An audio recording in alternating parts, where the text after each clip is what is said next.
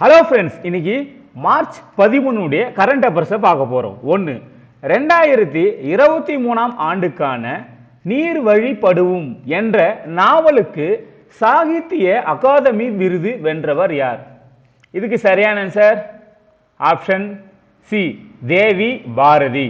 அதாவது தேவி பாரதி அப்படின்றவங்க ராஜசேகரன், இவங்களுடைய இயற்பெயர் ராஜசேகரன். ஸோ இவங்க வந்து நீர் வழிபடுவும் அப்படின்ற அந்த நாவலுக்கு சாகித்ய அகாதமி கொடுத்துருக்காங்க. இவர் தமிழ்நாட்டை சேர்ந்தவர், ஓகேங்களா? தமிழ்நாட்டை சேர்ந்த ஒரு ஆள், ஓகேங்களா? இதுக்கு முன்னாடி உங்களுக்கே தெரியும், 2024 ஆண்டுக்கான சாகித்ய அகாதமி விருது தமிழ்நாட்டை சேர்ந்த ஒருவருக்கு வழங்கப்பட்டது. இது வந்து மொழிபெயர்ப்புக்கான சாகித்ய அகாதமி விருது.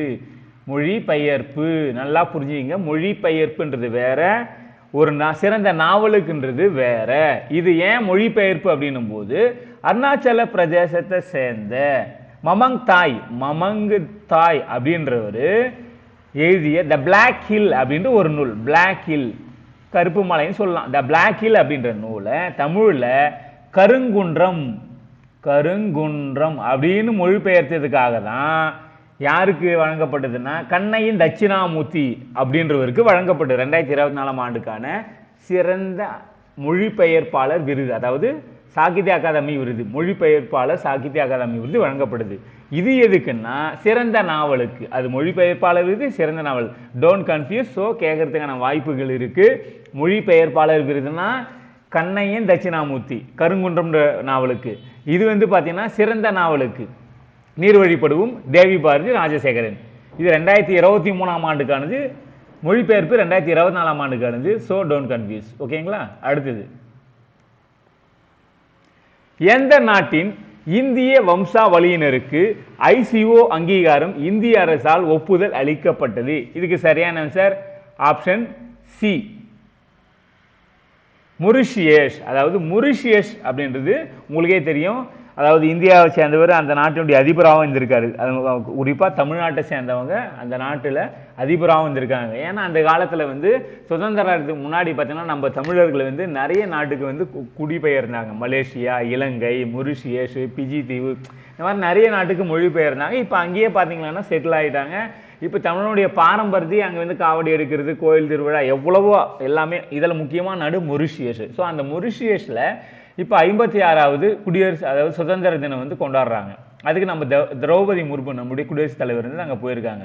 போகும்போது அங்கே இருக்கிற நம்ம இந்திய வம்சாவளிங்களுக்கு, அதாவது 7வது இந்திய வம்சாவளி குடியினருக்கு பார்த்தீங்கன்னா ICO அங்கீகாரம் means overseas citizenship of India. Overseas citizenship of India, அதாவது overseas citizen OCI, not IOC, OCI, ஓகேங்களா?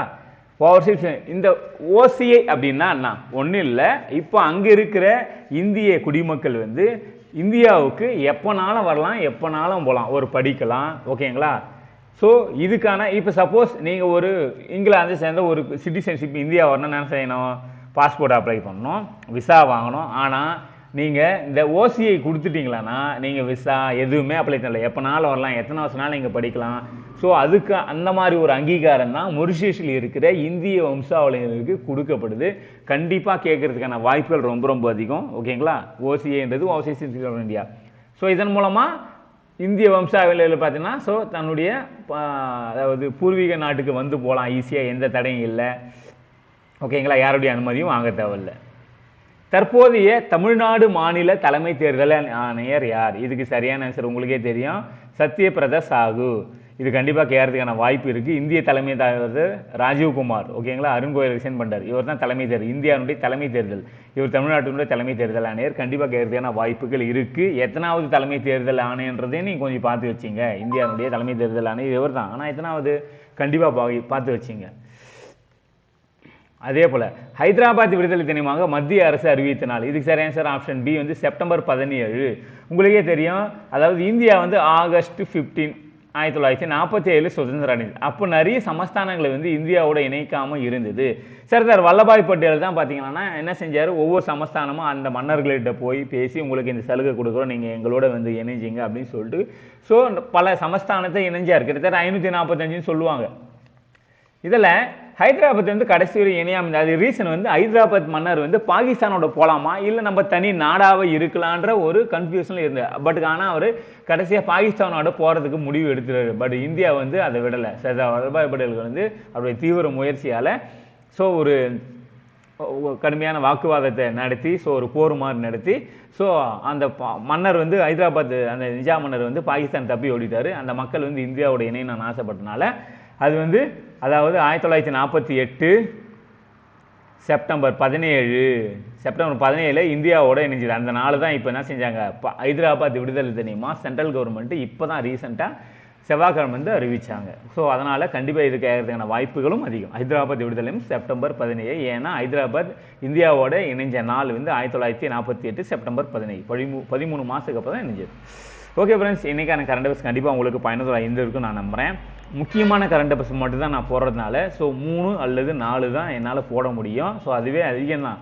ஏன்னா நம்ம அதிகமாக வந்து படித்து தேவையில்லாமல் டைம் வேஸ்ட் பண்ண வேணாம். இதுவே நான் ரொம்ப முக்கியமானது மட்டும் போகிறேன். ஸோ முடிஞ்ச அளவுக்கு நீங்கள் இதை படித்தாவே மேக்ஸிமம் போதும்.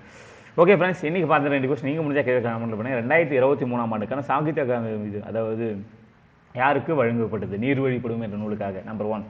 2வது Indian citizen of India ICO அங்கீகாரம் எந்த நாட்டினுடைய குடிமக்களுக்கு வழங்கப்படுது. ஓகேங்களா. 3வது தற்போதைய மாநில தலைமை தேர்தல். இந்த 3 கொஸ்டின் ஆன்சர் நீங்கள் மறக்காமல் கீழே கமெண்ட்டில் டைப் பண்ணுங்கள். மறக்காமல் லைக் பண்ணுங்கள், ஷேர் பண்ணுங்கள். பிடிச்சிருந்தா உங்கள் ஃப்ரெண்ட்ஸுக்கு ஷேர் பண்ணுங்கள். மறக்காமல் ஒரே லைக் முடிஞ்சால் பண்ணுங்கள். Okay friends, thank you bye. மீண்டும் நம்ம நாளைக்கு இதே மாதிரி பார்க்கலாம். Thank you bye.